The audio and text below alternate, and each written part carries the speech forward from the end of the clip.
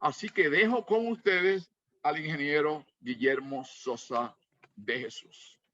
Adelante, Guillermo. Bueno, pues buenas noches a todos. Vamos a hablar.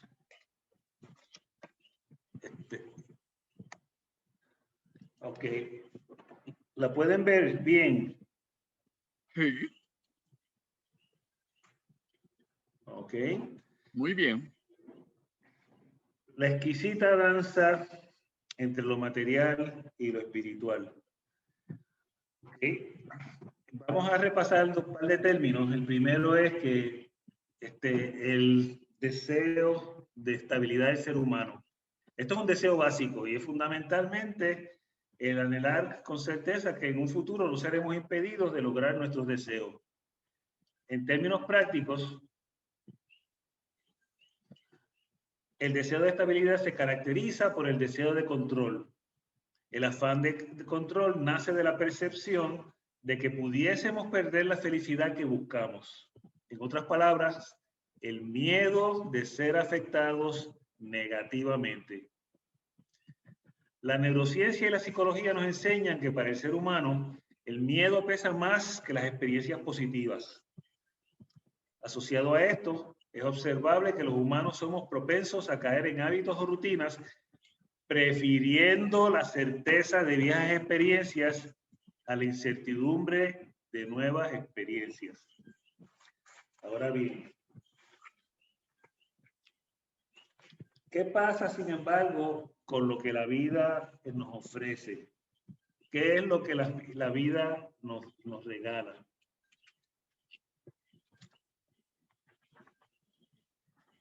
Mercedes Sosa, llevando a la canción el poema de Julio Neuhauser, ¿es que se dice, Víctor? ¿Cómo? El chileno Neuhauser, donde ella, Mercedes canta, cambia, todo cambia. Todo cambia.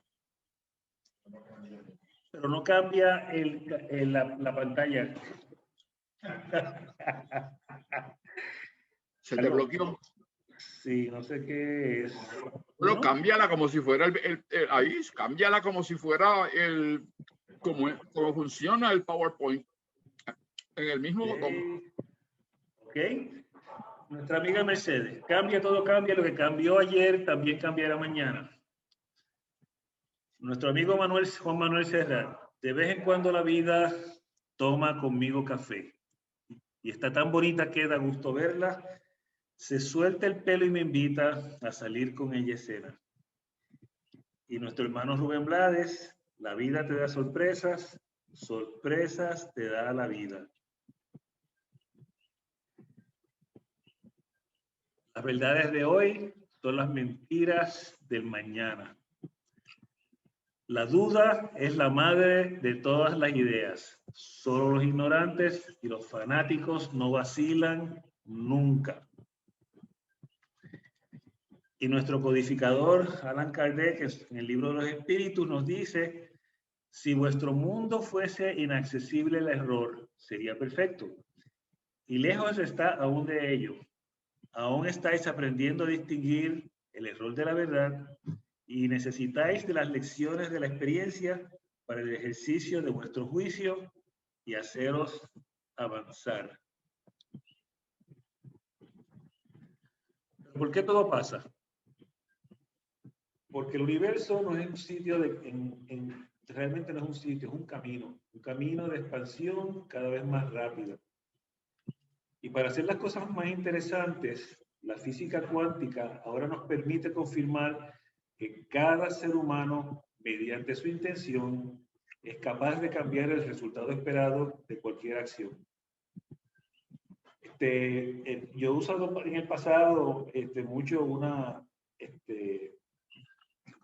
un ejemplo de esto, y es el experimento que le dan a los niños que entran al laboratorio de primer año de ingeniería eléctrica en MIT.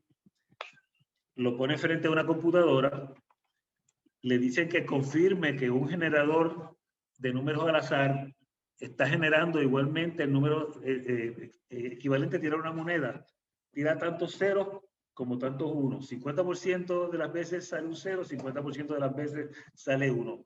Funciona a la perfección. Entonces le dicen al estudiante, ok, concéntrate en la computadora y dile que ella va a sacar más, o ya sea ceros o sea 1, lo que él decida en la mente. Y cuando el generador de números aleatorios comienza a generar ceros y 1, si él pensó en 0, la computadora empieza a generar más ceros que 1. Y eventualmente hay un sesgo bien claro, a diferencia del balance perfecto entre ceros y 1. Lo mismo pasa a todos los niveles de la física. A nivel cuántico, nosotros podemos, el mejor ejemplo que tenemos, y no es un ejemplo muy nuevo, que es el descubrimiento de que una partícula es una onda de probabilidad. Nosotros no podemos saber con certeza en qué estado y dónde se encuentra hasta que interactuamos con ella, y en el momento que interactuamos con ella se pierde un gran abanico de posibilidades que eran igualmente reales hasta ese momento.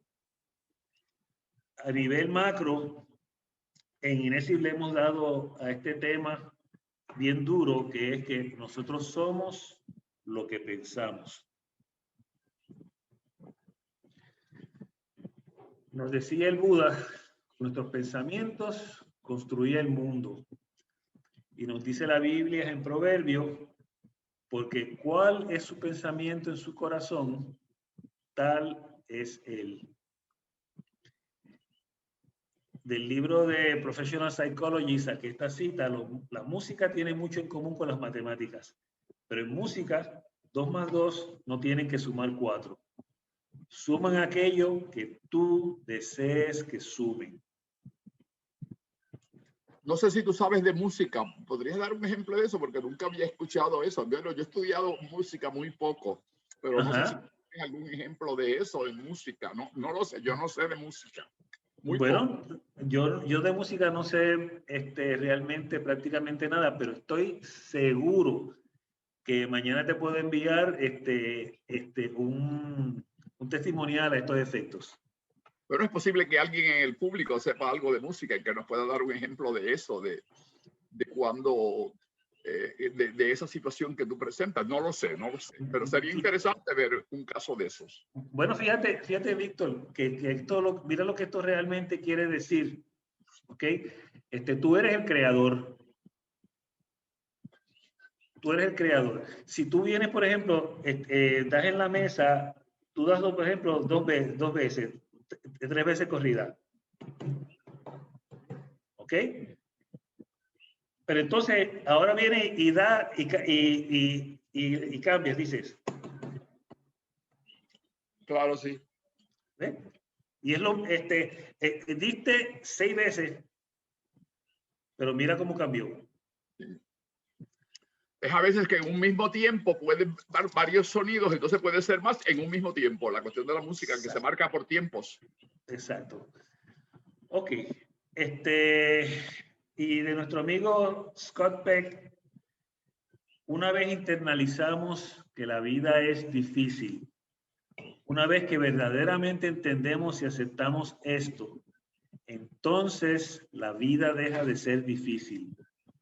Porque una vez aceptado esto, el hecho de que la vida es difícil deja de tener relevancia. ¿Y qué tú haces con eso? Que con un cambio de actitud, un cambio de perspectiva, tú cambiaste tu vida.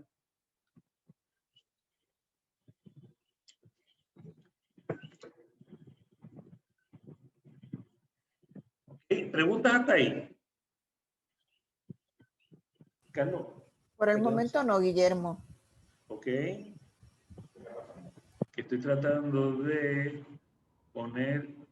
Ok, ya está, ya lo conseguí. Esperando por la danza, Guillermo. Ya no, dentro de un ratito, lo que necesitaba, yo necesito establecer 2 o 3 cosas primero. Y la Está primera, afinando los instrumentos. y la primera... Ajá. Que estás afinando los instrumentos todavía. Sí, y la primera es traer a colación el deseo de estabilidad versus la realidad de que nuestro mundo es uno cambiante. Cambiante no de un día para otro, es cambiante cada segundo de nuestras vidas. Ok, pero ¿cuál es la realidad que vamos construyendo en el camino? Es nuestra visión de mundo, worldview, lo que llaman en inglés worldview, o la compilación de las percepciones que cada persona tiene del mundo. Es en esencia la manera en que una persona entiende la realidad. La visión de mundo de la persona impacta virtualmente cada decisión de su vida, pues representa los procesos mentales a través de los cuales reconoce y entiende las cosas. Abarca su filosofía existencial, sus valores, sus emociones y su constructo ético.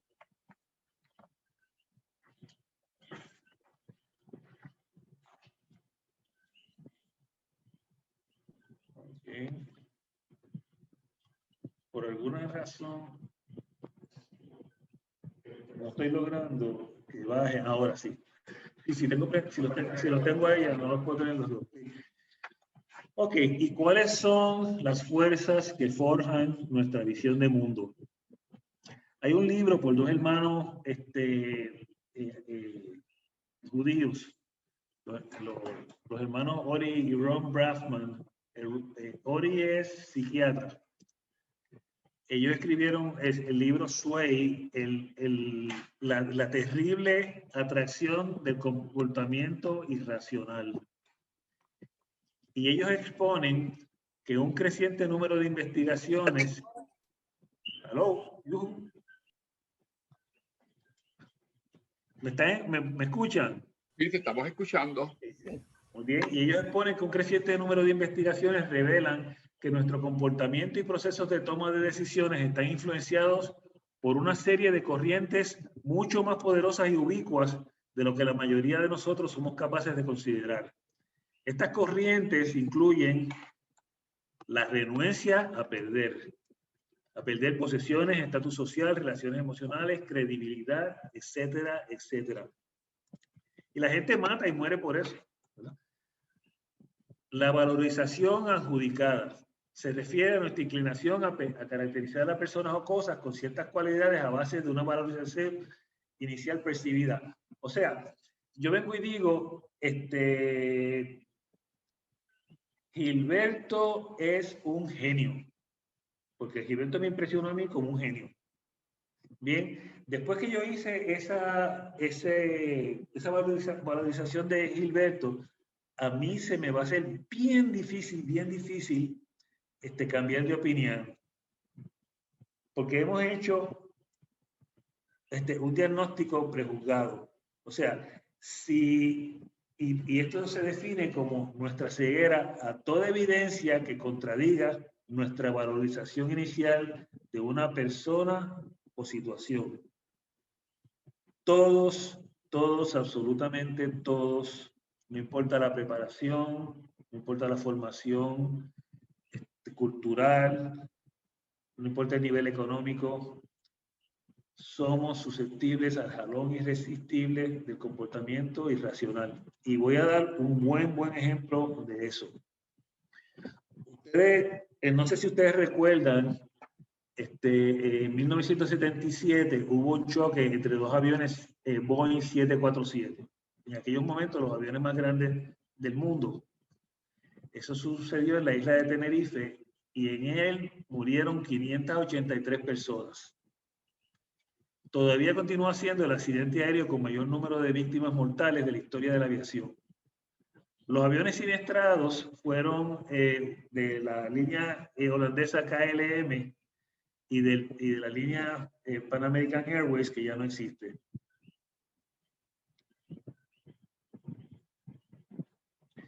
La colisión ocurrió cuando el avión de KLM inició su carrera de despegue, mientras el avión de Pan Am envuelto en la niebla, todavía estaba en la pista y a punto de salir a la pista de rodaje.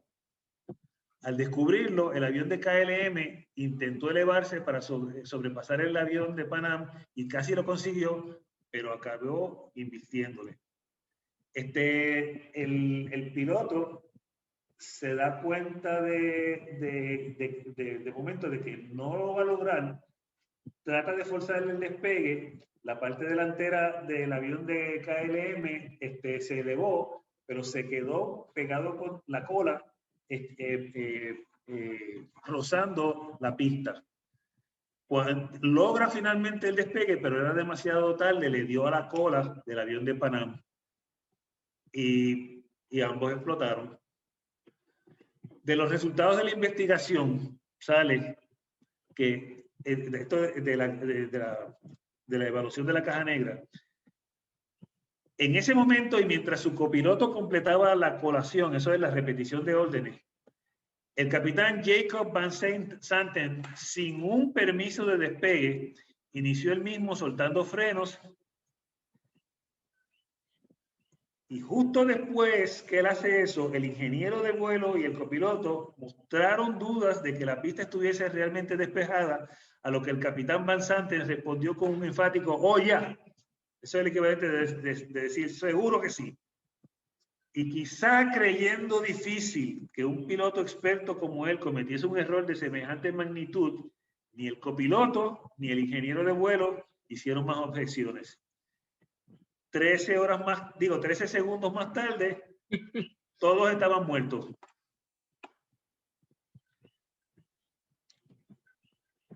Ok, pero ¿cómo pudo ser que un piloto tan experimentado y además jefe de seguridad de KLM tomase una decisión tan apresurada e irresponsable?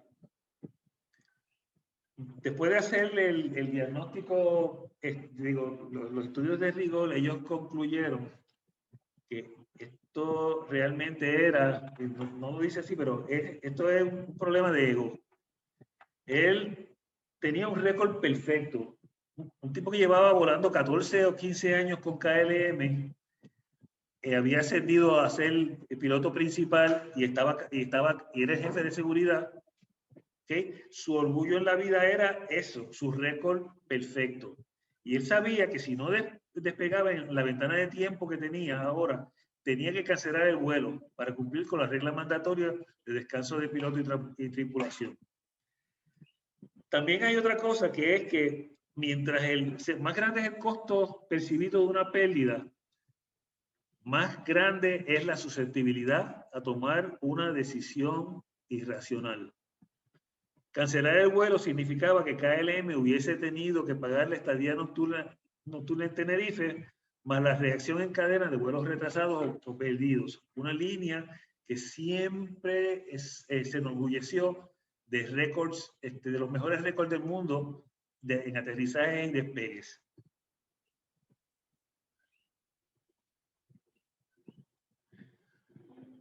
¿Cómo cobran la vida estas fuerzas que nos llevan al comportamiento irracional? Me imagino que ese dibujo lo han visto montones de ustedes en el libro Inteligencia Emocional de Daniel Goleman.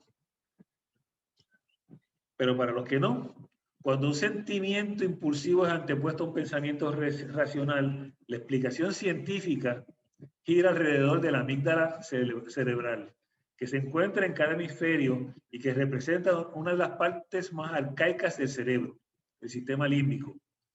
Las señales provenientes de los sentidos pasan primero por la amígdala, donde son escaneados con solo un cuestionamiento, el cuestionamiento más primitivo. ¿Esto es algo que yo debo odiar? ¿Es algo que me hace daño? ¿Es algo a lo que le temo? Si alguna contestación es sí, la amígdala reacciona instantáneamente, telegrafiando un mensaje de crisis a todas las partes del cerebro. Estos mensajes son cuidadosamente orquestados a través de una extensa red de conexiones neurales que le permiten, durante una emergencia emocional, controlar y guiar muchos de los elementos del cerebro, incluyendo a la mente racional.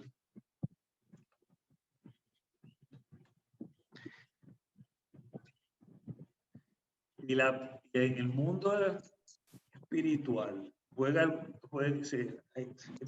papel en esto? La pregunta 459 en el libro de los espíritus de Kardec.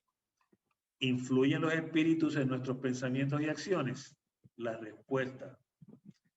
En este aspecto, su influencia es mayor de la que creéis, porque con frecuencia son ellos quienes os dirigen. Desde la perspectiva espírita, quizás podríamos preguntarnos si los espíritus obsesores utilizan a la amígdala como la puerta de entrada al cerebro, con estímulos capaces de detener los insumos al sistema de procesamiento lógico del cerebro. Y aquí me gustaría parar un momentito porque me gustaría escuchar lo que los compañeros que saben mucho más que yo, sobre el comportamiento de los espíritus obsesores pudieran arrojar un poquito de luz sobre esto. ¿Tenemos algunas preguntas, Ivette o Carmen? No, hasta ahora no hay pregunta. Bueno, pues yo preguntaría. Como no hay preguntas, yo sí quiero preguntar. Ok. Me preocupa, me preocupa en el sentido de que hay un aspecto de que sí, nosotros tenemos una parte en el cerebro, que tú bien lo has planteado, que es la parte esa primitiva del cerebro, la parte racional está básicamente acá en el área frontal, en la corteza frontal del cerebro. Aquí, esta es la área, y la amígdala, que es parte de ese sistema donde están todos los, vamos a llamarle así, las partes instintivas más primitivas de nosotros, actúan a la ligera. Yo me pregunto si se ha hecho algún estudio. Me imagino que en la época de Kardec plantea la pregunta y los espíritus le contestan. Y a la luz del mismo espiritismo, sabemos que los espíritus contestan a la luz del conocimiento que tienen. ¿Cuánto conocimiento podrían tener los espíritus en ese momento para poder apreciar de que los espíritus juegan un papel importante, si para esa época todavía el conocimiento del cerebro, y en particular el papel que juega el sistema límbico cerebral, que esos son básicamente unos estudios de los últimos 20 o 30 años, jugaba, y si los espíritus podrían tener ese conocimiento ya, porque los espíritus tienen el conocimiento que han desarrollado a la luz de sus experiencias encarnadas. A menos que viniera un espíritu superior de otro lado y le diera información, ¿cuánto podemos confiar en ese planteamiento si no había investigación sobre ese? Si no ha habido, por lo menos yo no lo he visto en otros estudios posteriores en el campo del espiritismo, estoy hablando ahora, para poder decidir eso. La contestación es que difícilmente. Si bien es cierto que para propósitos de simplificar, y presentar su argumento, Goleman en inteligencia emocional utiliza ese. Yo me voy a adelantar, yo tengo varias laminillas que son de respaldo. Me excusan un momento, voy a adelantarme a unas. Espérate, Guillermo, un minutito. Ajá. Pero creo que esté claro en la gente que Goleman es un escritor reciente y está dándonos el conocimiento que se tiene de la investigación más última en el campo del procesamiento de información a nivel cerebral. Pero que en la época de Kardec, me pregunto si Kardec mismo tendría alguna intuición de que pudiera haber elementos primitivos en el cerebro de nosotros en ese momento y que tuvieran un rol importante, un papel importante en las conductas humanas vis a vis la que pudieran tener los espíritus, y que pudiera estar inclusive Kardec influenciado más por el peso de la información espiritual, y que en ese sentido confiara más en lo espiritual y le diera más peso a ello que la otra información. Bueno, si ustedes... Guillermo, sí. Perdona que te interrumpa, estoy un poco confundida, no sé si los demás están en mi misma situación, porque no entiendo cómo saltamos de Goleman a Kardec y antes de eso de los pilotos de los aviones y cómo llegamos aquí, no sé, y de esta cómo estamos relacionándolo con Kardec y con los espíritus. Si tú pudieras como que darnos un poco más de la transición esta, de lo último que estabas diciendo. Okay. Por favor. Déjame ir un poquito más atrás. Nosotros discutimos primero el deseo de estabilidad versus la realidad de un mundo cambiante. Bien, eso era primero para establecer el dilema que nosotros enfrentamos cada minuto de nuestras vidas. Lo que deseamos versus lo que tememos, nuestros miedos y cómo nuestros miedos se refuerzan con la incertidumbre del diario vivir, ¿verdad? Por ahí estábamos, y entonces nos movimos a definir la realidad, tratando de poner énfasis en que la realidad es una cosa muy individual. Y si nosotros tenemos en un salón 20 personas, realmente hay 20 realidades diferentes, porque cada uno tiene su visión, o sea, interpreta a través de sus filtros. Bien, interpreta en función de sus asociaciones, sus ideas, sus conceptos, sus emociones, sus memorias, sus percepciones. Ese es lo que somos nosotros en realidad. Entonces, de ahí nos movimos a tratar de explicar y entendiendo la dificultad de hacer esto, ¿verdad? En un ratito, sobre cuáles son las fuerzas que forjan esa visión de la realidad que cada uno de nosotros tiene. Y discutimos ahí la renuncia a perder, la valorización adjudicada y el diagnóstico prejuzgado. ¿Okay? Y dijimos que cada uno de nosotros somos susceptibles a eso. Entonces pasé al ejemplo del choque de aviones en Tenerife como un ejemplo de eso. Como una persona, un holandés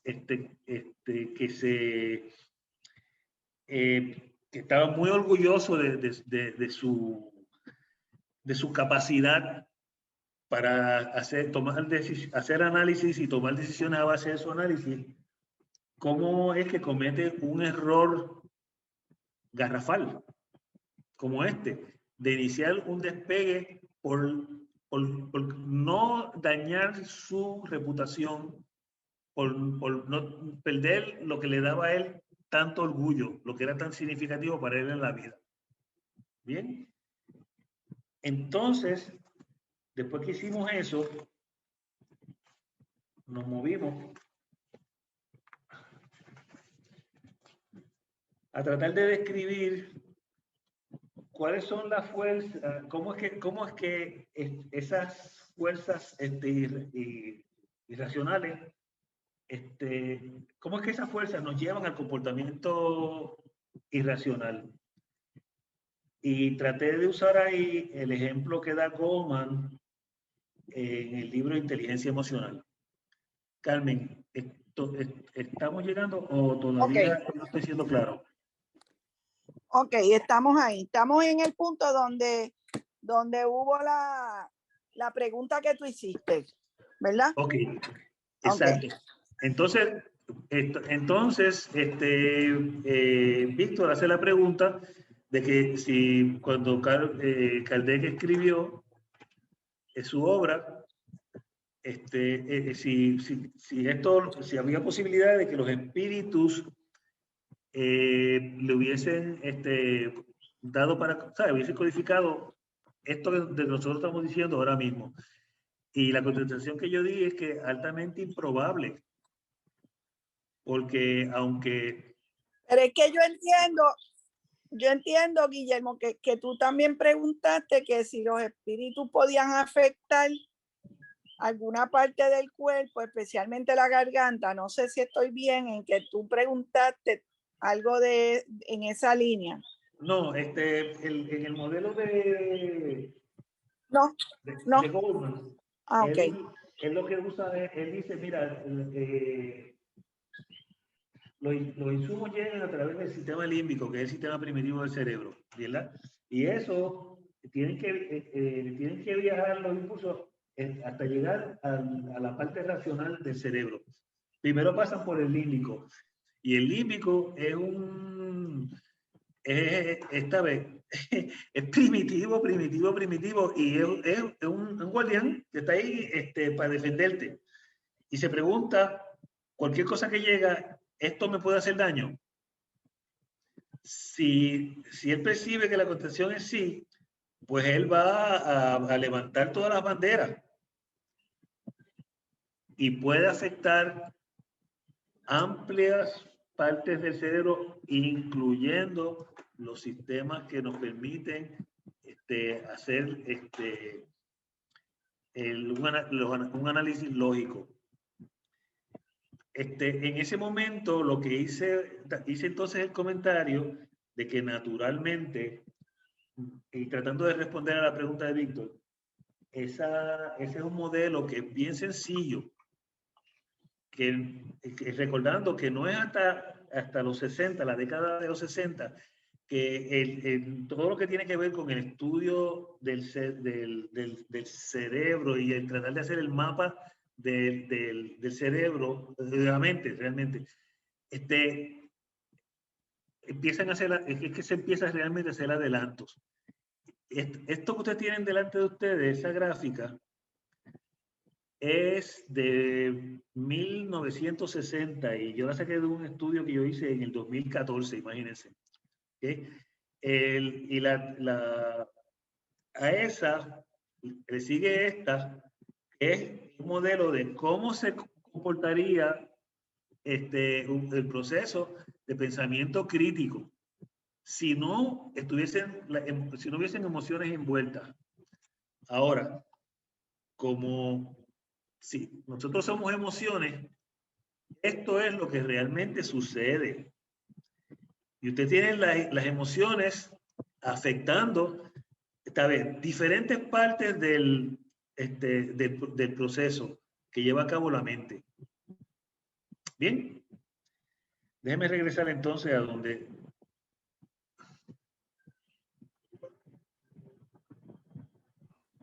Guillermo, hay dos preguntas. Tú nos Okay. dices cuándo. ¿Y ahora? ¿Cuándo Ok, ¿Ya? pues, Ives, ¿puedes leer la primera pregunta? ¿Cómo no? Pregunta Yajaira Pérez, ¿el espíritu te ayuda a superar desafíos o alcanzar sus objetivos? El espíritu te ayuda a superar desafíos o alcanzar tus objetivos. Eso entiendo yo. Ok, pues dentro de mi gran desconocimiento en el área, yo diría que depende. Si el que tienes al lado es un espíritu obsesor, difícilmente. Si tú estás escuchando un espíritu avanzado, o es más, estás escuchando a tu ángel guardián, pues obviamente te van a ayudar a adelantar en tu proceso. Como es arriba, es abajo. Nosotros estamos siempre rodeados de almas nobles y de almas que están retrasadas están un poquito detrás de nosotros en su proceso de desarrollo hacia una ética de amor. ¿Y la segunda pregunta? Billy pidió un turno. Sí, mi pregunta o preocupación es una persona que tenga sus facultades mentales, emocionales disminuidas, ¿podría ser entonces influenciado a través, según ese modelo, de la amígdala cerebral por espíritus obsesores. Y podrían ser entonces estos criminales que dicen oí voces y por eso maté a fulanito de tal, que siempre le damos como, lo identificamos como un psicópata, pero entonces en realidad podrían ser gente con capacidades disminuidas que han sido influenciados, que lo cual no pasaría con una persona en control de su sistema emocional o cerebral. Podría suceder según ese modelo. Bueno, esto es una opinión muy personal. Bien, todo depende de cuán firmemente arraigado esté tu constructo ético. Bien, cuán profunda sea tu fe en que en el caso de los cristianos, de que tu Dios es un Dios de amor. Sí, perdona. Si tú ¿sabes? Tú puedes estar deprimido, tú puedes estar terriblemente golpeado por la vida, pues a lo mejor estás en recuperación de una cirugía, te sacaron un tumor cerebral, qué sé yo, ¿sabes? Pero si tu constructo ético está firmemente arraigado, es más difícil que un espíritu obsesor o un ser humano de malas intenciones te pueda afectar. Eso es como yo lo veo, pero aquí hay 2 o 3 personas que a las cuales yo me gustaría escucharlas porque esa es mi opinión. Sí, por eso es que menciono una persona con capacidades mentales, emocionales disminuidas, ¿no? Que a mi entender sería la persona más fácil influenciable, porque una persona arraigada en principios de moral, ideas sólidas, pues sería mucho más difícil de ser influenciado. ¿Te puedo dar un ejemplo? ¿Te puedo dar un ejemplo? En un momento de estrés como el piloto, que a lo mejor en un momento de estrés así podría entrar y aprovecharse de algún espíritu obsesor, pero nada, es tan solo una preocupación. Billy, en lo que ayude. Nosotros nos jactamos de que nosotros somos seres racionales. La verdad, nosotros somos seres emocionales.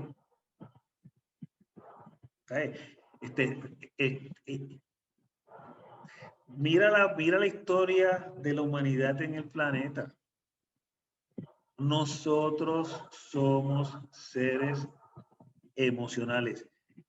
Y si no, ¿cómo tú explicas lo que está pasando en estos momentos en Colombia? ¿Cómo explicas lo que está pasando en estos momentos en Israel? ¿Cómo tú explicas lo que está pasando en estos momentos en Mongolia, en India, en Pakistán?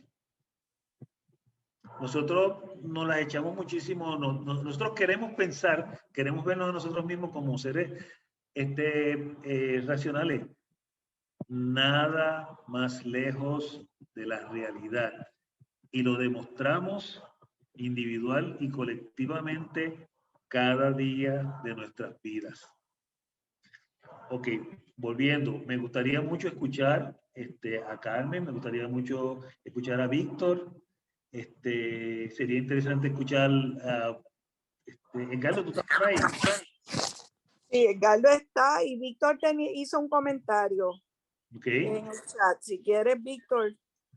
Bueno, me pregunto porque una persona estaba cuestionando el ejemplo un poco, porque a veces sabemos que personas utilizan como defensa y lo presentan en corte con todo un debido, pero no siempre hay el debido apoyo con evidencia, por lo menos en algunos casos que yo he visto, de que realmente las personas sean psicóticos, no han tenido un historial de psicótico, pero aparecen como llevando un caso de que hubo unas voces que oyeron y que estaban haciendo caso a las voces. Y me pregunto cuántas veces eso puede ser, porque es difícil de demostrar cuántas veces eso es una treta que se utiliza como modo de defensa para justificar unos actos. Yo sí pienso que en el caso del piloto, que tampoco tenemos una evidencia completa, porque él estaba actuando y no estaba necesariamente hablando para que la grabadora de la caja negra del piloto grabara sus pensamientos. Estaba actuando por toda la problemática que tenía frente de un avión que quería que despegara, y realmente pues actuó, y ahí sin duda las emociones y también usando su experiencia acumulada, pero las emociones y toda esa energía estaba puesta en que él quería que ese avión despegara. Y claro, falló. Y se recoge alguna información en la caja negra de quizás los sucesos y las cosas que hablaron entre un piloto y los copilotos, pero ahí no está toda la información. Así que los analistas posteriores fue muy mínimo. Yo me considero que más actuó esas emociones y las acciones ya aprendidas de qué es lo que hay que hacer en un caso de accidente, que lo que él pudiera a veces pensar o que lo que un espíritu quizás le pudiera decir en ese momento dado. No estoy descartando que en algunas ocasiones muchos actos de las personas, pero son aquellos que están premeditados y que las personas los han manejado. Pero un caso como esto, donde tiene que tomar las decisiones rápidas, pues posiblemente se deja llevar más por los instintos naturales y la experiencia que ha acumulado en la práctica de manejar los aviones y de salir de unas situaciones que pudieran ser desastrosas. No estoy negando la participación de los espíritus en este caso. Bueno, yo puedo añadirle unos cuantos datos adicionales al caso. Bueno, si lo tiene, pues sería interesante, sí, porque podríamos entonces ver qué pasó, si él tenía algún historial. No. Él tenía un récord perfecto. Usted sabe lo que es en inglés un poster child, ¿verdad? El niño que representa todo lo mejor de los la atributos mejores. Él era el piloto de póster. ¿Okay? Lo que pasó, él se encontraba ahí porque en el aeropuerto principal de las Canarias, donde suponía que hubiese aterrizado, hubo un estallido de una bomba. ¿Bien? Así que desviaron los vuelos para un aeropuerto secundario que no tenía VFA, que no tenía sistemas de control por instrumento. Estaban funcionando bajo reglas visuales. O sea, no había la instrumentación disponible, eran reglas visuales y seguían las órdenes estrictas de la torre. ¿Bien? La torre. Un aeropuerto pequeño lleno de aviones, o sea, porque todos los vuelos del aeropuerto internacional habían sido desviados. Bueno. Era de noche. Ya había anochecido. Había neblina. ¿Bien?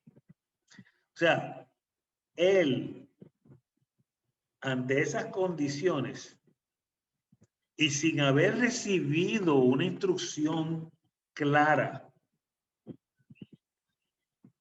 de despegue, él despegó.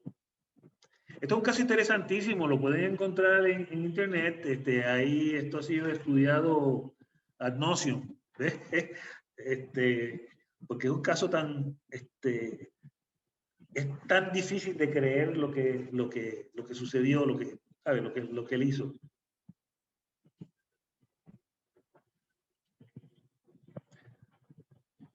Ok, seguimos. Guillermo, Ajá. lo que hizo también puede considerarse como un error humano. O sea, todos estamos susceptibles a cometer errores, independientemente del ranking y tus desempeños que hayas tenido hasta la fecha. Por lo que dices, ¿verdad? Para mí que pues, el error humano ahí fue fundamental. No, fue un error humano. Sin lugar, sí, fue un error humano. Fue una conducta irracional. No, o sea, que tú le estás planteando como, o sea, como una conducta irracional y no necesariamente yo creo que deberíamos evaluarlo de esa forma. Bueno. No sé. Ok. Tomasa, ¿verdad? Recordando, esto es Caro Cruz, o es una conducta racional o es una conducta irracional. La pregunta, pero el horror humano cabe entre lo racional. Bueno, si yo hago un análisis, bien, y hago mal el análisis, llego a una conclusión errónea, el resultado de la ecuación es incorrecto, después de yo hacer el proceso matemático, eso es una cosa. Pero no es ese tipo de situación, porque él está sentado ahí en la cabina de su avión con su ingeniero de vuelo, con su copiloto, ¿okay? Siguiendo el checklist, o sea, la lista que tiene de despegue, todas las cosas que hay que hacer en el despegue. Parte integral de la lista es la orden. ¿La torre dio la orden de despegue? Sí, no. ¿La confirmaron? Sí, no. No hubo una orden de despegue de la torre. No fue confirmada. Por eso es que salta el copiloto y le dice, ¿estás seguro? Y él le dice, ¿seguro? ¡Chum! Y siguió para adelante.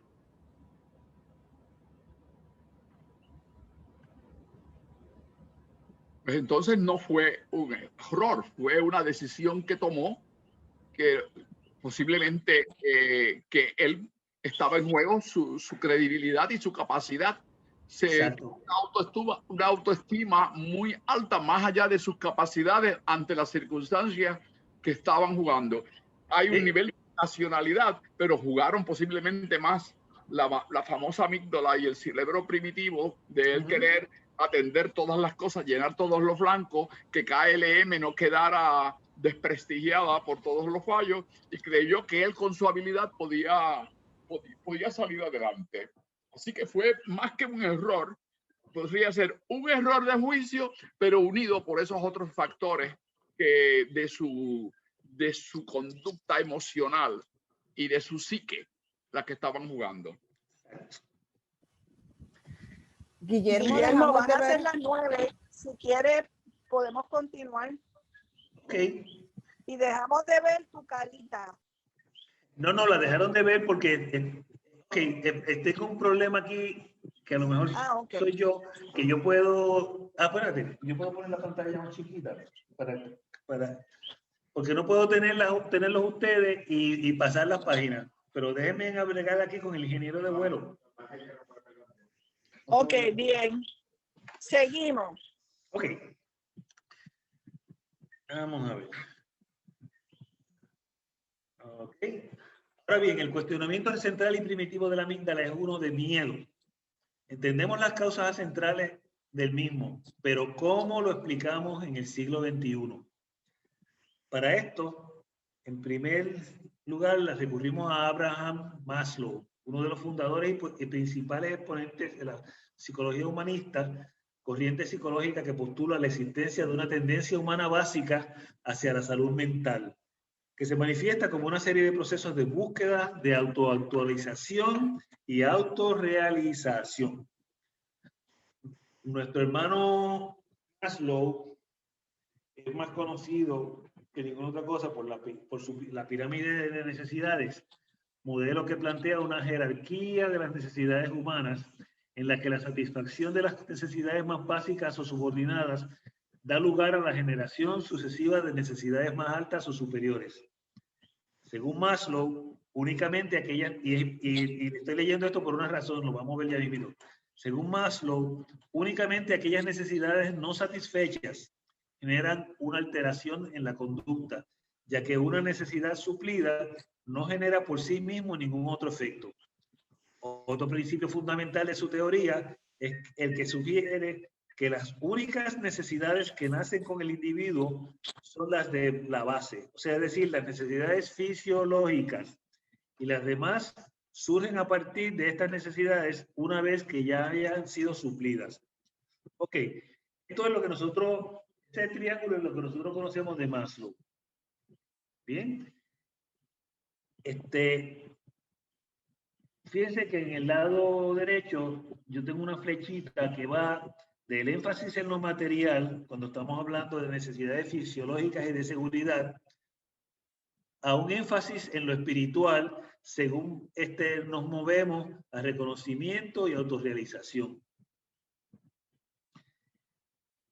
Donde está la pregunta ahí, ¿dónde está tu centro de gravedad? Se refiere a lo siguiente. Ninguna persona está solamente en uno de los niveles.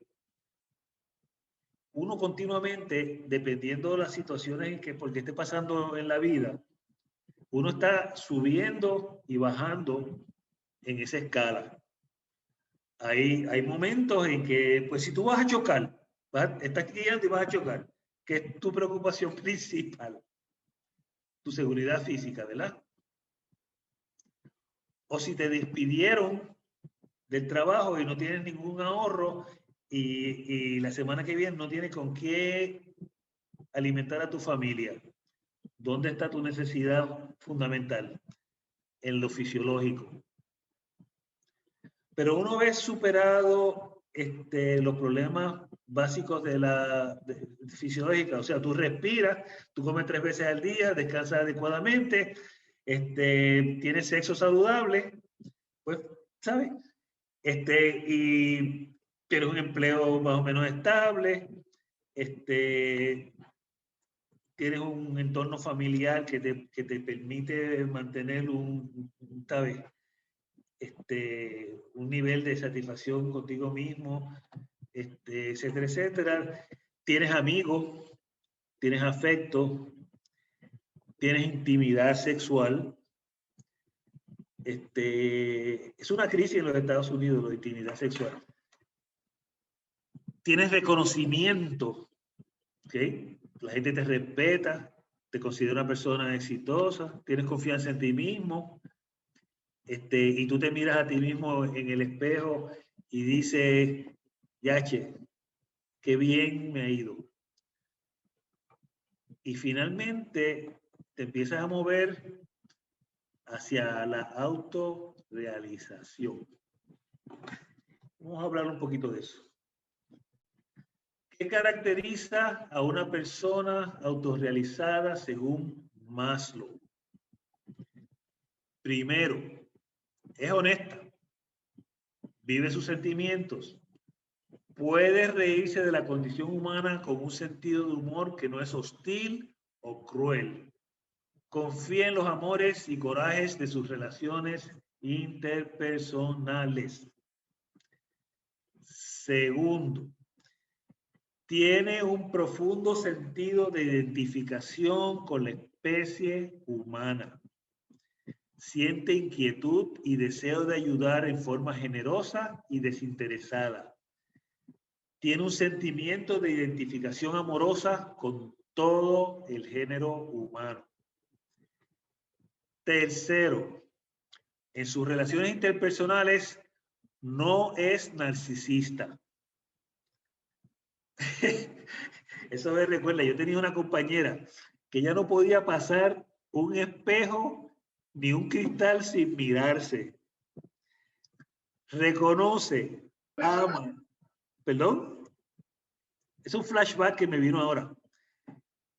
Reconoce, ama y respeta la calidad humana de las demás personas.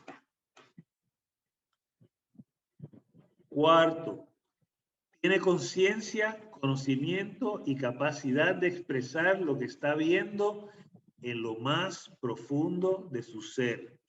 O sea, es un Julio de la vida. Busca, Julio, lo dije en serio, ¿ok?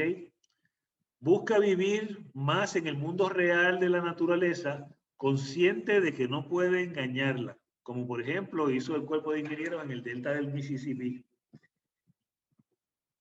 Y ahora, como regalo, pues está desapareciendo la ciudad de Nueva Orleans, entre otras cosas. Es una persona intuitiva, capaz de buen juicio, a pesar de contar con evidencia insuficiente. Víctor, esto ha sido un tema tuyo por mucho tiempo. Es una persona intuitiva, capaz de buen juicio a pesar de contar con evidencia insuficiente. Es capaz de asombrarse, maravillarse y hasta sentir éxtasis al observar las cosas básicas de la vida, los milagros de vida que se repiten todos los días. La persona promedio, por el contrario, se mantiene en todo momento en busca de cosas nuevas y diferentes. Ahí, por ejemplo, ustedes han visto las personas que ven una flor y se maravillan de la flor y las retratan. Ahí están esos. Ok, déjame recalcar este último punto. La persona promedio, por el contrario, se mantiene en todo momento en busca de cosas nuevas y diferentes. Como dice la canción de The Rolling Stones, I get no satisfaction. O sea, no me satisface nada. Así que yo necesito lo nuevo, lo diferente, para poder tener un poquito de satisfacción. Y eso me dura como le dura un regalo en Navidad a un nene chiquito. Tiene capacidad para perderse en tiempo y espacio. Por ejemplo, una experiencia mística al redescubrir la expansibilidad del océano, perderse en una melodía, en la perfección de una flor o en la absoluta fragilidad de un recién nacido. Este es bien importante. Tiene capacidad para discriminar entre fines y medios. Son personas que poseen una corte suprema interior en vez de depender de lo que mami o papi tienen que decir. O sea, busca en su interior la respuesta a la pregunta ética. Todos nosotros conocemos gente y quizá todos nosotros en su vida hemos sido en algún momento así. Por lo menos yo he sido en algún momento así, donde viene una persona, una figura de autoridad y me dice, el cielo es verde. Yo miro el cielo, sí, el cielo es verde. Y al rato viene otra persona de autoridad y me dice, el cielo es amarillo.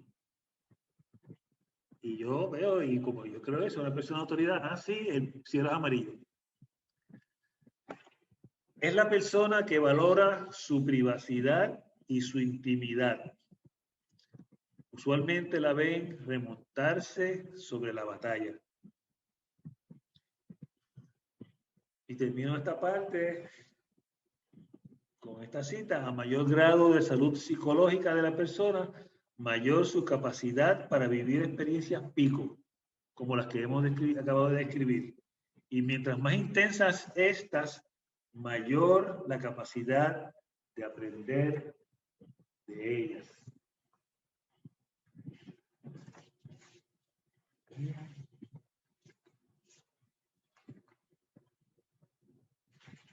¿Okay? Pero ¿por qué se nos hace tan difícil alcanzar o mantenernos en un estado de autorrealización?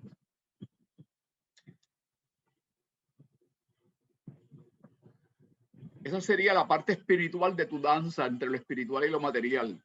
Esa sería la parte espiritual de mi danza entre lo material y lo espiritual. O sea, que tu centro de gravedad tienda, cuando tú estás danzando, tu centro de gravedad puede estar acercándose más hacia la autorrealización que menos a satisfacer tus necesidades fisiológicas o de ego. Ok, pero ¿por qué no se nos hace tan difícil? Porque los estímulos del mundo físico y del mundo espiritual producen en nosotros una respuesta que fluctúa entre lo material y lo espiritual. Esta respuesta es en función de dónde se encuentra nuestro centro de gravedad emocional en ese momento. Nuestro centro de gravedad emocional responde a su vez a cuál es el sentido existencial de nuestra vida.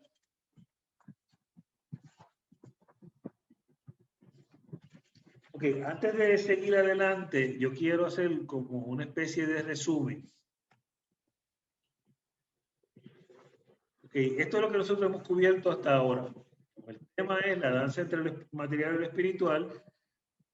Y lo primero que tocamos fue el que todo cambia porque el universo es dinámico y somos lo que pensamos. Esto ya es trillado. Ahí salen, qué sé yo, 20 libros al mes con este tema. Lo segundo que aprendimos es que la realidad no es otra cosa que la suma de nuestras percepciones. Recordando que podemos tener 500 millones de percepciones en un solo segundo. En un solo segundo, y esto no lo hemos aprendido de la física cuántica. Tercero, todos somos susceptibles a responder a esas percepciones con comportamiento irracional, producto de corrientes poderosas como la renuencia a perder y las valorizaciones adjudicadas. Cuarto, la posibilidad de que un sentimiento impulsivo sea antepuesto al comportamiento racional es función de cuáles son nuestras necesidades insatisfechas en nuestra realidad del momento. Eso lo acabamos de ver en la pirámide de Maslow.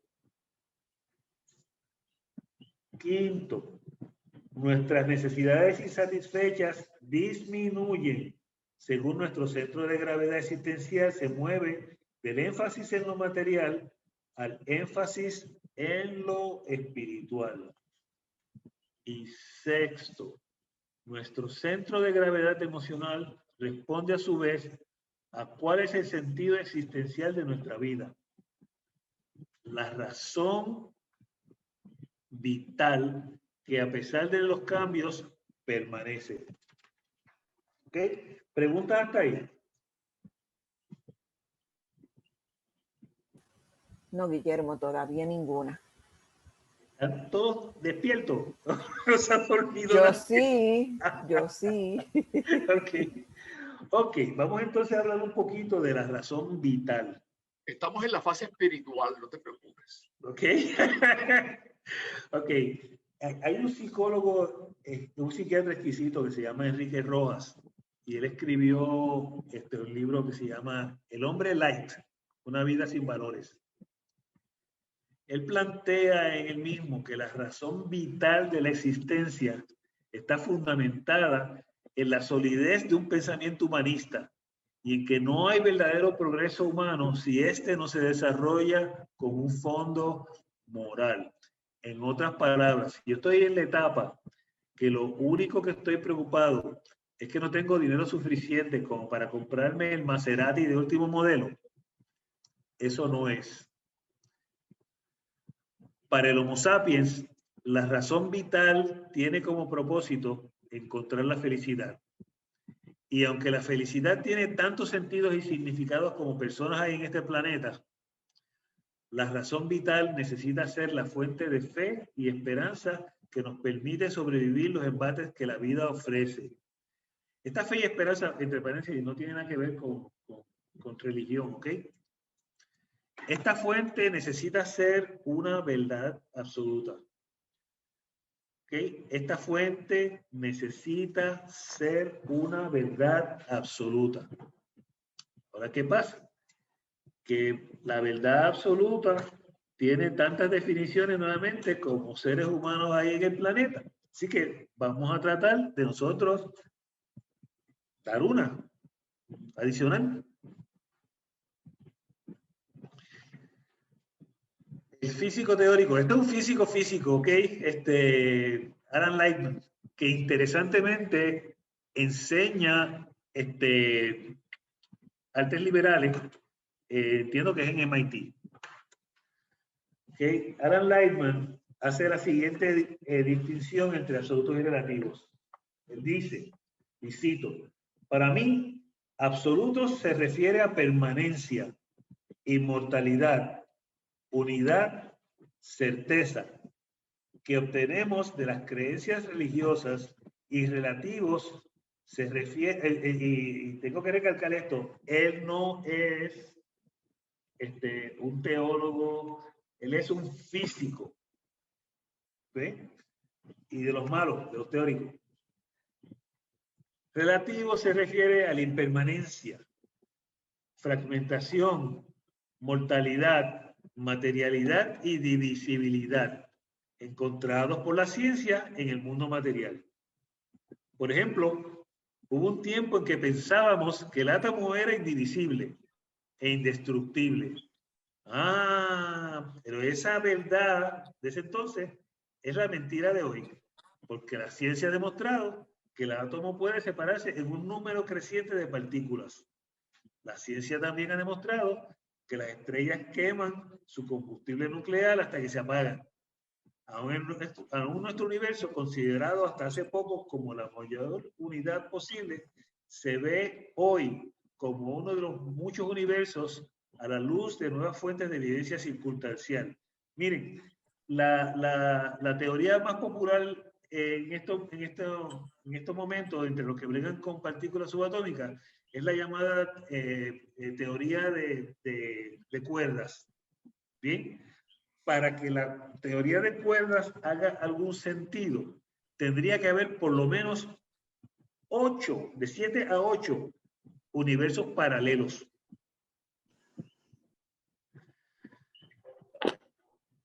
Ok, y entonces, volviendo a lo que él dice, la idea del multiverso es plausible, pues explica algunos aspectos del universo inexplicables de otra manera.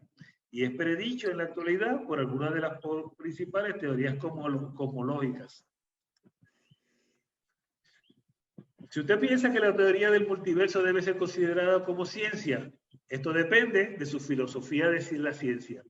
Si usted considera que para hacer la ciencia una teoría tiene que ser confirmada por experimentación o por lo menos analizable en principio, entonces la idea del multiverso no cualificaría como ciencia. Ahora, si usted cree que una teoría científica, si alguna de sus partes puede ser demostrada y otras representan una secuencia lógica, entonces la idea del multiverso es un constructo científico. Ciencia y religión comparten similitudes y diferencias. Son similares en que conllevan compromisos apasionados sobre ciertas creencias. Jóvenes, algunas de las personas de mayor fe que yo conozco son científicos.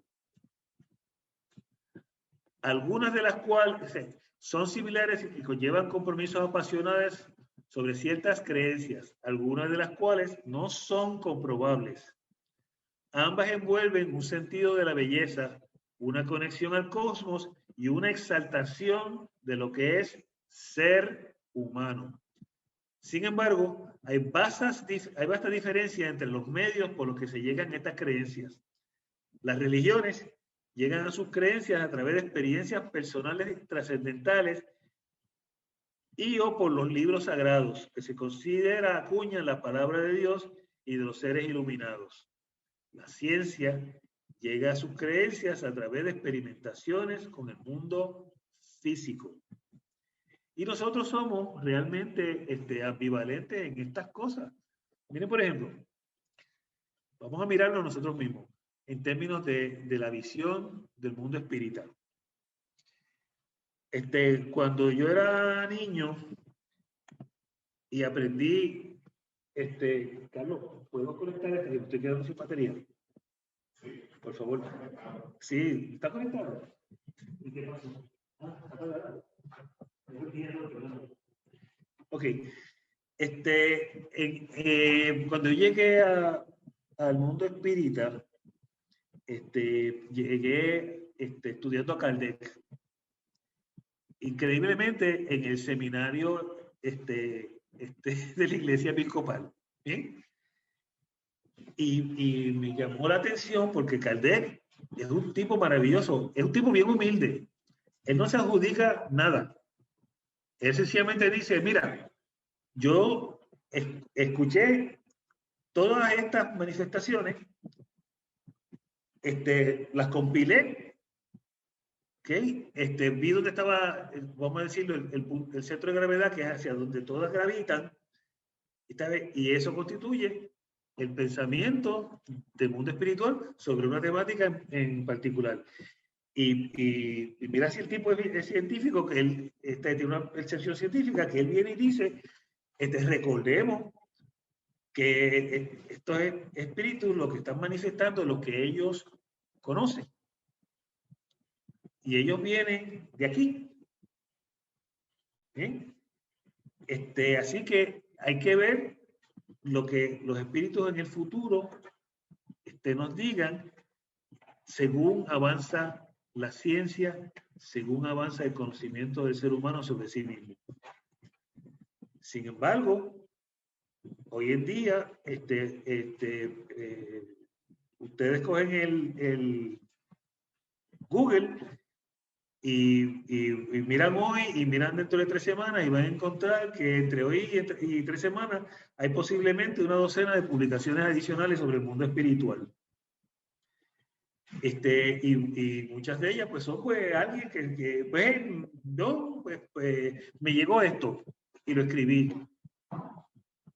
¿Dónde está la ciencia? ¿Es el mundo espírita un mundo que se considera científico? ¿O realmente nosotros, al igual que el resto de los seres humanos, somos seres de gran fe? Y eso es una pregunta abierta. Ok. ¿Cuánto tiempo me queda? Casi nada. Son las 9:20, Guillermo. Bueno, yo puedo parar aquí.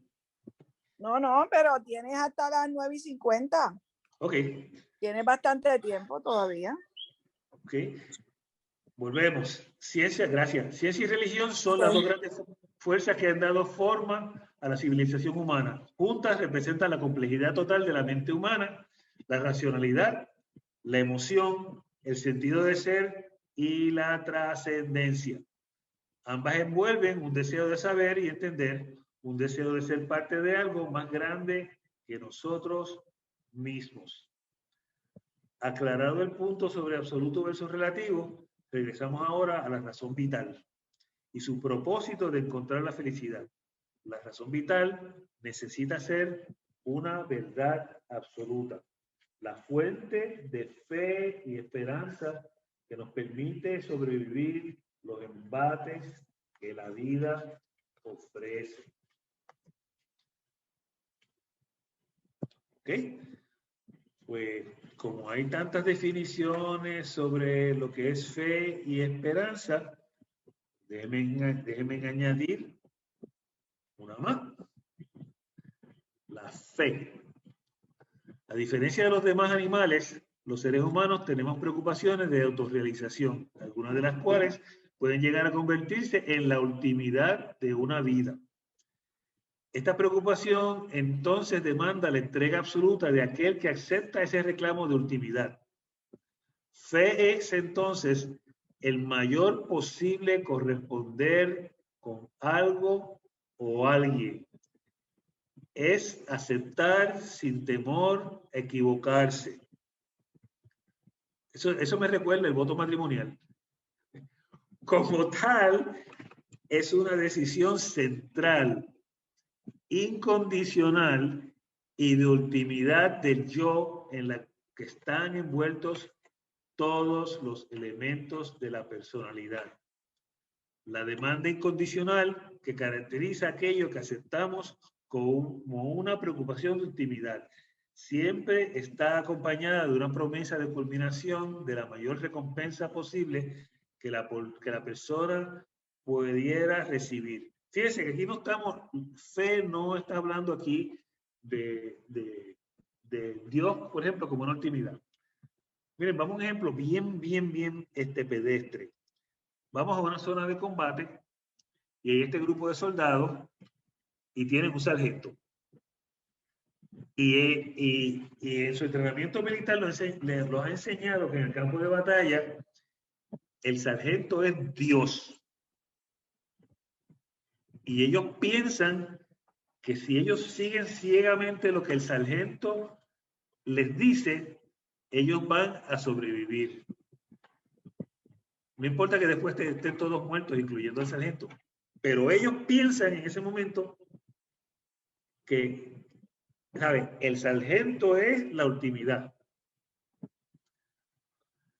La demanda incondicional caracteriza nuevamente que aceptemos como una preocupación de ultimidad siempre que esté acompañada de una promesa de culminación de la mayor recompensa posible que la persona pudiera recibir. En el caso del sargento en el campo de batalla, la mayor recompensa es sobrevivir los embates de la batalla cruda que están viviendo en ese momento. Y entonces aquí es bien importante, distorsionamos el significado de la fe cuando, uno, la consideramos como un producto del intelecto en extremo difícil de evidenciar. Déjame entrar en eso. La confundimos como un acto de voluntad de creer, particularmente si es un acto de obediencia a una figura de autoridad profética o apostólica. O tres, la caracterizamos meramente como una emoción. Ninguno de los anteriores, jóvenes. La esperanza es un estado de ánimo optimista basado en la expectativa de resultados favorables relacionados con eventos o circunstancias de la propia vida o el mundo en su conjunto. Se ha caracterizado también como un estado de ánimo que surge cuando se presenta como alcanzable lo que se desea. En la doctrina cristiana, virtud teologal por la que se espera que Dios dé los bienes que ha prometido. Es una necesidad ontológica o de la naturaleza del ser, lo que nos mueve, lo que nos marca en una dirección. Los sapiens nos orgullecemos de que hablamos sobre nuestro libre albedrío, pero en realidad nuestro albedrío es libre. Mi opinión, y esta es nuevamente mi realidad, es que no. Que el libre albedrío está condicionado. Las verdades de hoy son las mentiras del mañana. Pues nuestra existencia es vertiginosamente cambiante. A que la visión de mundo de la persona impacta virtualmente cada decisión de su vida. O sea, la visión de mundo, los filtros que hemos ido desarrollando. Abarca su filosofía existencial, sus valores, sus emociones y su constructo ético. Nuestro comportamiento y procesos de toma de decisiones están influenciados por corrientes poderosas tales como la renuencia a perder y nuestra ceguera a toda evidencia que contradiga nuestra valorización inicial de una persona o situación. Puede ser muy fuerte la influencia del mundo espiritual sobre nuestras emociones. Repito, puede ser muy fuerte la influencia del mundo espiritual sobre nuestras emociones. El centro de gravedad de nuestras necesidades, que el centro de gravedad de nuestras necesidades tenga un énfasis material o un énfasis espiritual.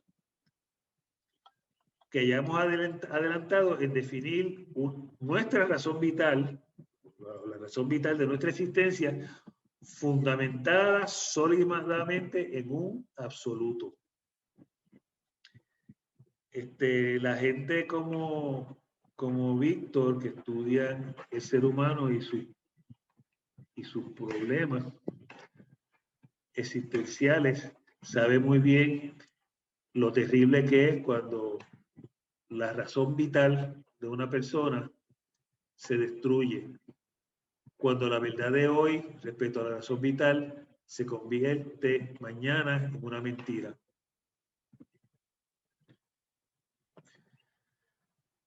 Cada uno de nosotros es una conciencia moviéndose en un continuo entre dos polos, uno fundamentalmente material y el otro fundamentalmente espiritual. Nuestras decisiones casi nunca son puntos extremos, sino aproximaciones en el continuo entre esos dos polos. Es una danza fascinante entre el mí y el yo, en la que mi visión de mundo, el control sobre mis emociones y la ultimidad que define mi esencia precisarán mi centro de gravedad en el aquí y ahora. Y jóvenes, aquí termina mi presentación. Guillermo, Ajá, Víctor quiere un turno y Carmen también tiene una pregunta. pues seguro. Si quieres, puedes quitar la presentación para que entonces se pongan todas las fuentes. Si No, suena- no, es que yo tengo una pregunta de una de las laminillas anteriores, así Ok. que por favor no la quite. Gracias. Ok. Pues en el punto mío que yo voy a traer es el hecho de que yo sí tengo una fe, pero es una fe, podríamos ponerlo también con una esperanza de que la ciencia desarrolle toda una serie de investigaciones para identificar ese mundo espiritual. Y en eso pienso que eso que llamamos espíritu, y en eso pues acojo el planteamiento o la tesis espiritista, la acojo, la adopto, planteada desde Kardec y luego desarrollada por otros autores, pasando por Trincado, Guimarães Andrade, Gary Schwartz y otras personas, que eso que llamamos espíritu, la ciencia podrá estudiarlo, y de hecho lo están estudiando con técnicas y enfoques científicos, por lo menos los casos de Gary Schwartz y las experiencias de los postulados del espiritismo, por lo menos el planteamiento de la reencarnación, pues hay estudios sobre ese aspecto con relación a la reencarnación como un elemento que se puede demostrar la secuenciación de la vida en múltiples existencias. Eso se está estudiando y hay evidencia bastante en apoyo a esos planteamientos fundamentales. Lo de vida en el universo, que es otro de los fundamentos, es más, yo me quedo con esos tres fundamentos, del espíritu como una forma material. Una forma material, claro, no material en el sentido que conocemos las formas de materia comunes, pero que es una forma material. Según hablamos de que el átomo antes tenía, y nosotros aprendimos en la escuela desde el elemental, los neutrones, los protones y los electrones, y hoy día pues, sabemos que todo eso se sigue subdividiendo ad infinitum y llegamos a lo que es una forma cuántica de una materia. Posiblemente el espíritu sea una forma de esas cuánticas y que nos anima a nosotros, pero que es una forma que se puede explicar desde la materialidad. Ajá. Y esa materialidad es lo que ahora mismo llamamos espiritualidad. Y no diría que lo que llamamos espiritualidad sea la mentira de hoy, porque hemos dicho que es la materialidad, es que no teníamos el conocimiento. El ser humano no había llegado a un conocimiento avanzado de eso que nos anima, pero que eso es una forma que cae dentro de lo material, lo físico. Y el espiritismo lo planteó ya desde Kardec. No tengo que ir más allá. Los demás han construido sobre eso hasta nuestros días. Y esa es una tesis espiritista, no me la inventé yo. Yo pienso, tengo fe, tengo esperanza que la investigación científica puede darnos una evidencia y traernos para sustentar ese planteamiento. En ese sentido, la danza entre lo espiritual y lo material se va a mover de eso que llamábamos espiritual, porque en eso es igualito a la religión, la ciencia. La ciencia postula planteamientos a la luz de la evidencia que va acumulando. Y la ciencia, pues, dejó la espiritualidad quieta porque no la podrían manejar, porque decían que era algo ajeno a la materia. Y como las religiones decían que eso que llamamos espíritu o alma, o como se llame, es ajeno a la materia, pues le llamaban espíritu. Pero podemos plantear que eso que nos mueve, que continúa, porque es una forma energética, una forma de las fases de la materia, existe y vendría siendo que lo espiritual pues se diluye y se encompass, se toma, se retoma con un concepto material de una materia y una energía distinto a las formas materiales y de energía que conocemos. Así que esa es mi fe y mi esperanza. Y la danza entre lo espiritual y lo material se va moviendo del polo de lo que llamamos espiritual y pasa a ser creencias que fueron útiles en un tiempo y nos movemos a una espiritualidad materialista dentro del mundo materialista. He dicho por ahora. Sí, yo quería, me gusta mucho la última plantilla esta que tienes ahí.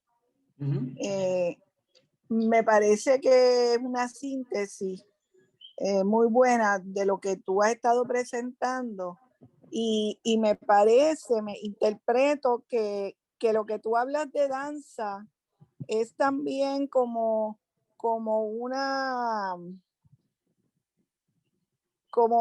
un caminar en la cuerda floja, si pudiéramos decir, un caminar entre fronteras, entre límites, porque lo material y lo espiritual siempre serán unas fronteras.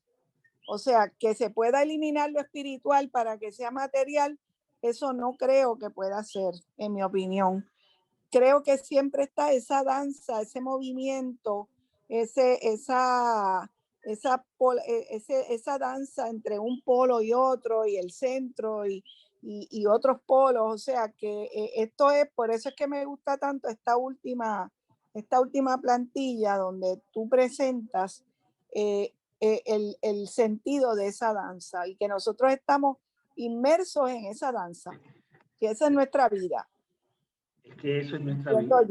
Eso es más o menos lo que tú estás tratando de proponer a través de tu presentación. Sí, tú sabes, los budistas cuando hablan de los hindúes, que hablan del yin y el yang, y que ellos dicen que la vida es un balance donde yo creo que el ejemplo que pusiste de que estaba en la cuerda floja, en algunos momentos está más inclinado hacia un lado y en otros momentos está más inclinado hacia el otro lado. En realidad eso es vivir. Eso es lo que nosotros somos. ¿Sabes? Si por un momento nos sentamos y miramos hacia atrás lo que nosotros hemos vivido, lo que consideramos nuestros grandes triunfos, lo que consideramos nuestros grandes fracasos, y tratamos de mirar las causales de esos llamados triunfos y esos llamados fracasos, va a llegar el momento que vamos a decir, mira, esto es un baile que yo he estado, esto es una danza. Yo he estado caminando, bailando. ¿Okay? Y dependiendo los insumos, dependiendo las amenazas, dependiendo los miedos, dependiendo los sentimientos, el abanico de sentimientos a los cuales nosotros podemos manifestar, pues no podemos decir que una cosa es maravillosa y la otra no lo es. No podemos decir que, por ejemplo, estar allí en autorrealización, eso es el objetivo final y yo todos los días voy a estar oliendo las rosas y deshojando las margaritas. No, la vida no es eso. La vida es el olor de las rosas y el arroz y habichuelas con patitas de cerdo. Todo está ahí. Por eso entonces pienso, Guillermo, que esta parte que tú dices aquí, nuestras decisiones casi nunca son puntos extremos, sino aproximaciones en el continuo entre esos dos polos. Yo pienso que los dos polos pueden ser más de dos, pueden ser varios polos, por no decir mucho, pero a veces nos encontramos en encrucijadas, que fue lo que entiendo yo que tú estabas tratando de presentar con la situación del avión, que fue una encrucijada bien difícil, bien arriesgada, en que estaban esas personas, ¿verdad?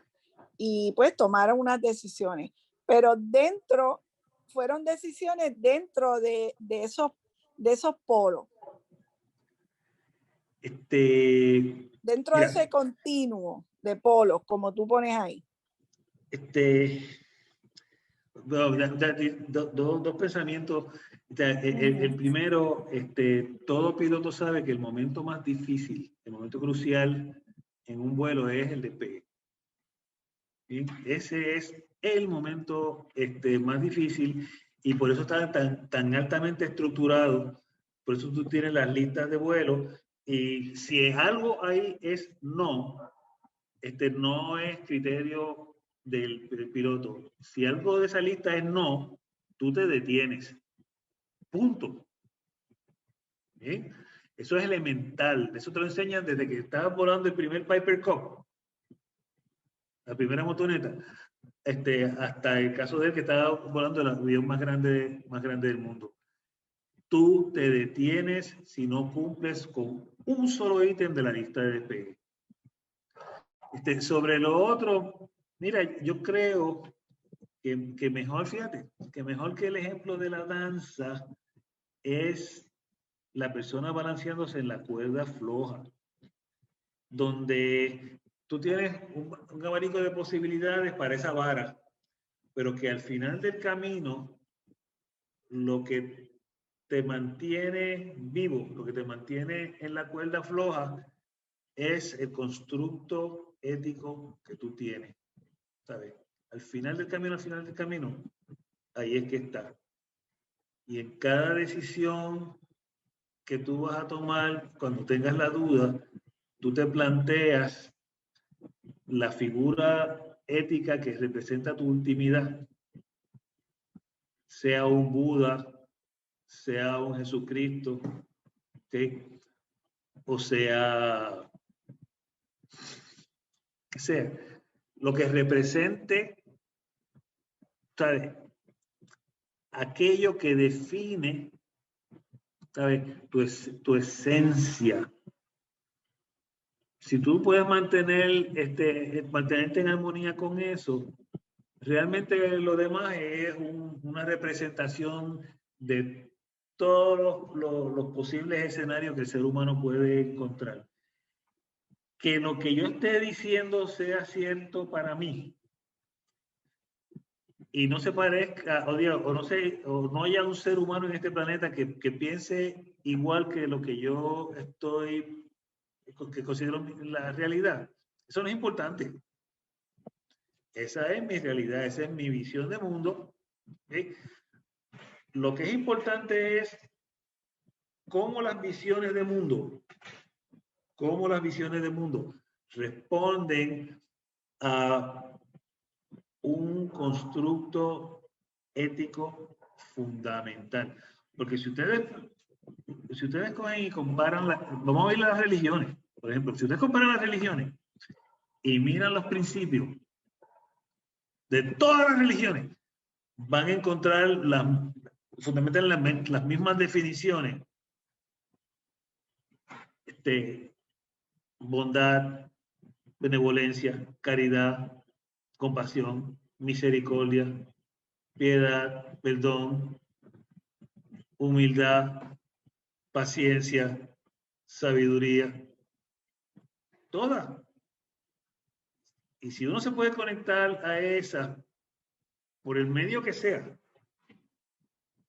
uno va a vivir una vida razonablemente satisfactoria. Y cuando le toque el turno al bate para volver de nuevo con los compañeros que andan por ahí sin cuerpo, pues entonces va a tener una posibilidad de pasarla muy bien, mejor allá y esperar que la próxima vez que reencarne le va a ir todavía mejor. Ok, perdónenme, yo creo que estamos, me fui del tema, ¿no? No creo. Ok. Yo quería Estamos añadir, bien, te quedan 7 minutos, puedes redondear tu tema y No, es solamente eso que, ¿verdad? Al final del camino, vamos a dejarlo ahí. Yo no quiero. Hay un comentario de Julio. Ok, Sí. Julio. Julio, adelante. Julio.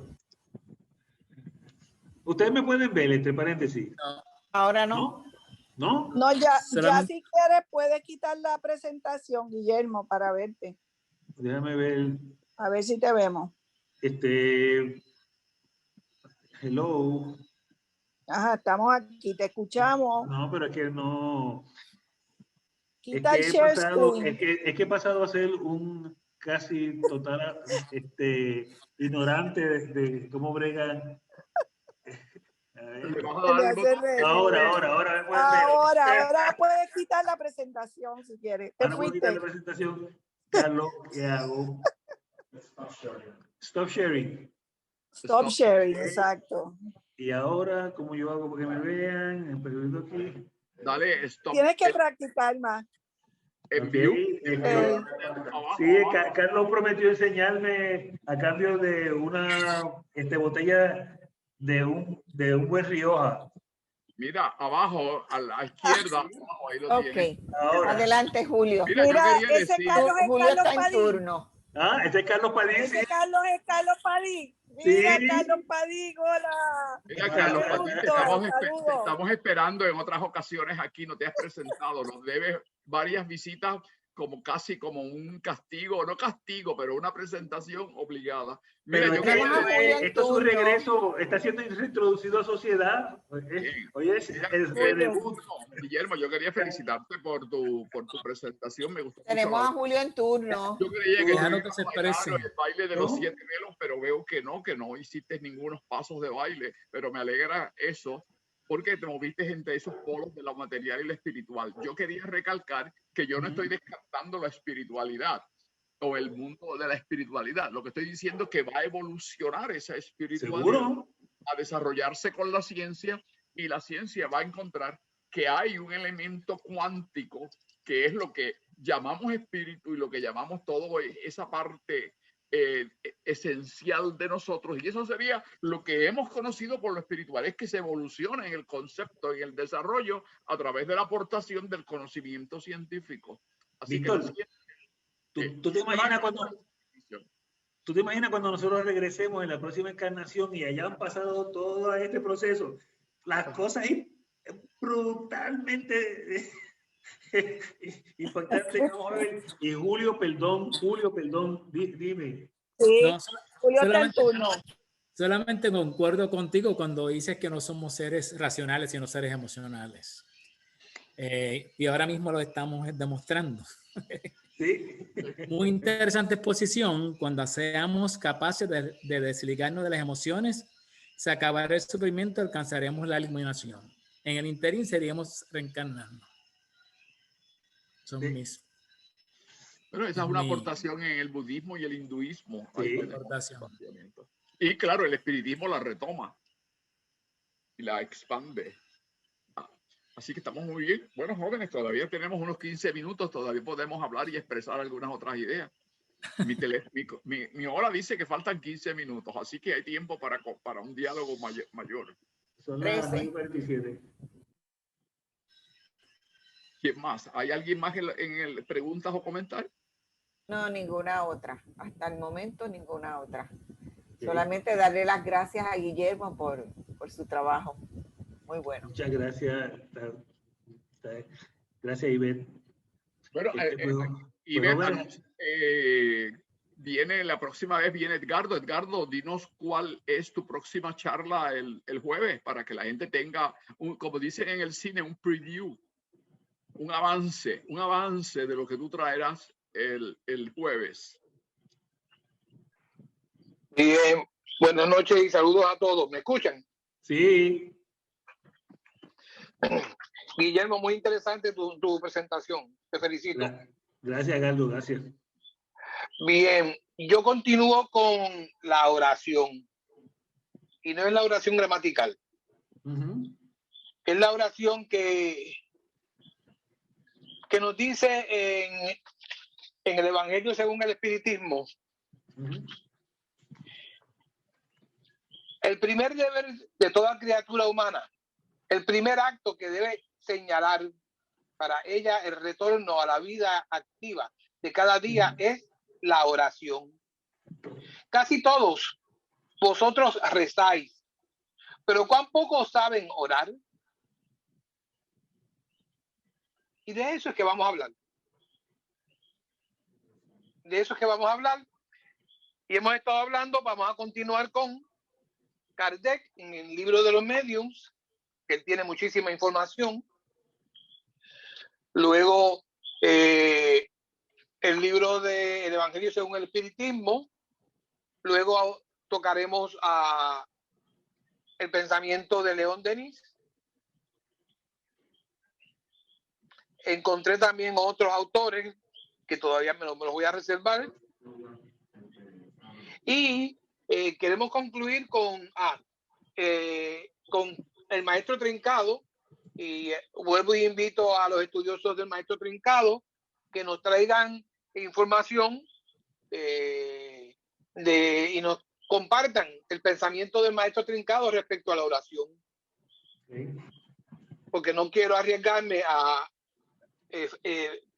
faltar a la información que haya. Ustedes lo conocen mucho mejor que yo. De manera que los invito. Y igualmente también los invito a que participen y le den vivacidad a la charla. Con eso en mente, pues los espero el próximo jueves. Galdo, ¿te puedo hacer un comentario sobre eso? Decime vos. Mira, Paul Tillich, el teólogo, sí. Hablando sobre el tema de la ansiedad existencial. Sí. ¿Sí?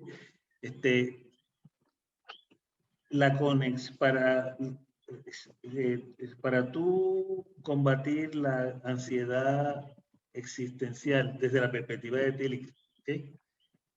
Tienes que tener primero una ultimidad, o sea, una entidad o condición permanente en la cual tú depositas tu fe. Y entonces tú tienes una conexión con esa fe, que es tu esperanza, la cual tú manifiestas muchas veces a través de la oración. La oración no es otra cosa que una forma de tú conversar con la ultimidad de tu preferencia. Eso es así. Es importante. Sí es importante, o sea, si no, la gente piensa que orar es arrodillarte, mirar al cielo, implorar. No. ¿Sabes? El número de posibilidades de oración son infinitas. Tú te puedes estar riendo. Dice, volvemos al modelo cristiano que yo más o menos todavía conozco un poquito. Tú puedes comunicarte con Dios y decirle, a la verdad que tú estás del mero, pero qué sentido de humor más terrible tú tienes. Y te lo puedes imaginar a él riéndose. Tú estás orando. ¿Sabes? Correcto. Ok, pues nada, eso era, quería solamente decir que estoy completamente de acuerdo contigo y darle ese ejemplo. Perfecto, pues los esperamos el jueves. Gracias a todos. Gracias. Bueno, jóvenes, para Pichón bastante volado. ¿Está bien? Mira, Guillermo, quiero felicitarte y darte las gracias. Me encantó la danza y el Gracias. caminar por la cuerda floja también. Así, Me gustó más. así que seguimos. Gracias. Un abrazo. ¿Te Cuídense. gustó la cuerda floja? Sí. Bueno, que tengan una excelente noche todos. Un abrazo. Gracias, muchas gracias. Gracias, buenas noches. Mira, Buenas noches. Guillermo, y te queremos ¿Ah? próximamente en algún otro tema de esos que estás desarrollando y que tú te coges tu tiempo, te coges de tu tiempito, pero no te nos olvides mucho y vienes por acá y nos dices para ponerte en otro de los temas y en otra de tus exquisitas conversaciones. No, yo me había alejado, pero es porque tú lo sabes, que estaba trabajando bien duro. Pero regresamos. Fíjate, regresamos. Estoy mirando a Carlos y regresamos, ¿ok?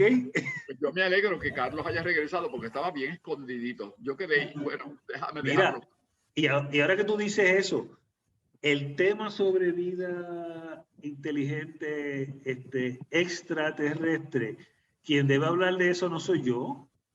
Quien debe hablar de eso es Carlos. El tipo que ha estado tanto tiempo con el radiotelescopio de Arecibo y que va a esas reuniones ¿sí? Bueno, él quizás debe tener algunos conocimientos escondidos por ahí que eran incomunicables y quizás podría traernos algunas de esas maravillas del conocimiento. Sí. Bueno, hablen ustedes allá y convénselo para que haga una presentación, pero que si no quiere hablar de los extraterrestres, puede hablar o de la vida en otros mundos o de la posibilidad de vida en otros mundos, pues sí, que se busque un tema interesante sobre el ambiente y la espiritualidad. Ambiente y espiritualidad. Ahí lo tiene también, otra cosita. Ya dijo que sí, ahora lo tienes que darle una fecha. Ah, muy bien. Bueno, que entonces que me llame y hablamos y buscamos. Bueno, este periodo de los lunes, primeros de mes, es uno muy apropiado para traer uno de sus temas exuberantes. Y puedes traerte a Guillermo para que te ayude en el baile, no hay ningún problema. Pero es que yo bailo malo, lo que pasa. No te preocupes, que te inventas el baile. Si no lo sabes, lo inventas. Bueno, jóvenes, para nosotros ha sido un placer tener a Guillermo y próximamente al profesor Carlos Padín con algún tema de esos fascinantes de lo que él sabe. Así que te estamos esperando. El domingo que viene tenemos el tema espiritismo y política. Y ese es un tema candente. No sabemos qué nos va a traer el profesor Antonio Gastambide. Mira, se me